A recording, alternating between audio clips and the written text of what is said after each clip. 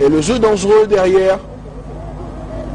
Un carton jaune du tout nouvel entrant.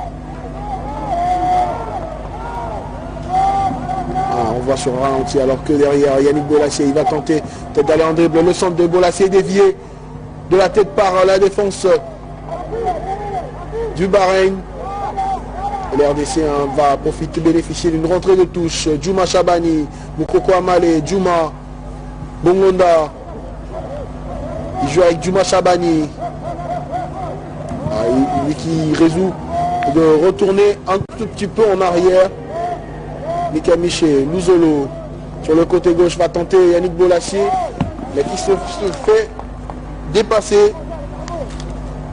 Mais la balle reste congolaise avec Ernest Louzolo qui cherche un coéquipier à la glissade de Yannick Bangala.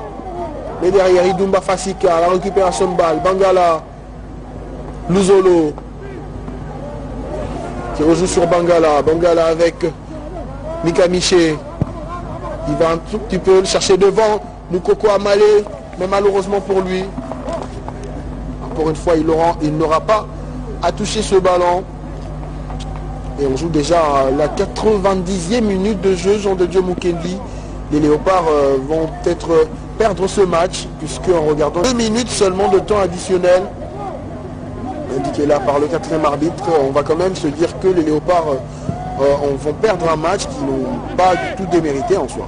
Ça faisait longtemps qu'il a remonté au 10 octobre. C'était contre Madagascar lors de la 4e journée des éliminatoires à la Coupe du Monde. Les Léopards perdaient à Antananarivo 1-0 après avoir battu les Malgaches à Kinshasa 3 jours plus tôt.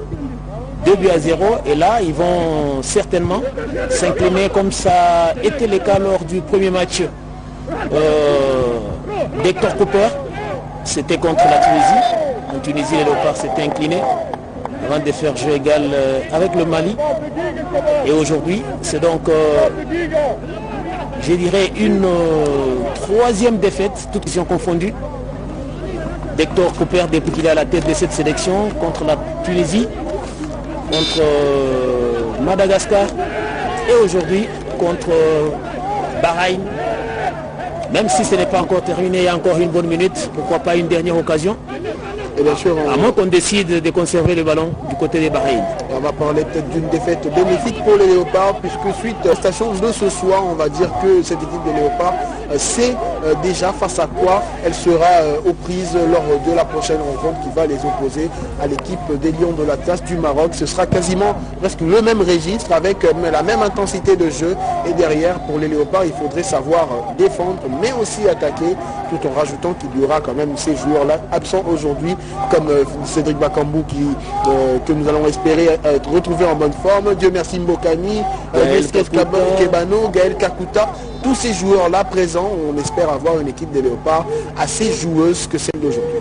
Certes, ça a été un match amical, mais avec beaucoup d'intensité, beaucoup d'engagement physique, pour preuve sur cette faute de Théo Bongonda.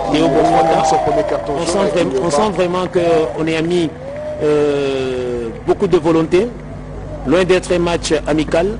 Ça a été vraiment un bon sparring partenaire pour les Léopards de la RDC, comme vous l'avez dit tantôt. Les leçons à tirer sont nombreuses et je crois que les sélectionneurs ou les staffs techniques aura tout simplement le temps. Il y a encore un mois et peut-être 3 semaines pour préparer ces matchs contre le Maroc. Nous osons croire qu'ils devront s'appuyer sur cette prestation des Léopards, loin d'être ridicules, mais qui ont présenté quand même beaucoup de failles, beaucoup de difficultés, et je crois que les sélectionneurs auront suffisamment le temps de revoir ces images avec ses collaborateurs pour essayer de colmater les brèches et pourquoi pas offrir un très bon match le 23 mars prochain, probablement au stade des Martyrs.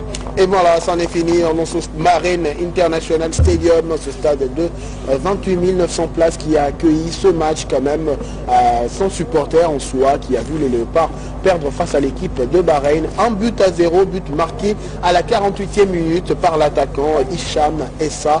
Mais pour les Léopards, un match aussi qui a permis à l'équipe, à Hector Cooper et toute son équipe de voir quand même le niveau de jeu de ces joueurs, de ces quelques joueurs. Notamment, on va rappeler que les RDC RDC est privé de plusieurs joueurs qui n'ont pas pu répondre présents à ce stage pour diverses raisons. Pour certains, des cas de blessures, mais pour d'autres, quand même, qui n'ont pas été permis de rejoindre la sélection par leur club. Mais là, on va voir quand même ces quelques occasions qui ont animé cette deuxième période, notamment avec celle qui a ramené le but. On va revoir ce centre, voilà derrière, et le gardien qui ne s'attendait pas à ce mouvement, Jean de Dieu. On dirait que côté congolais, il faudrait beaucoup plus de l'éveil côté défensif, même pour les prochaines sessions. Il a Théo Bongonda pour la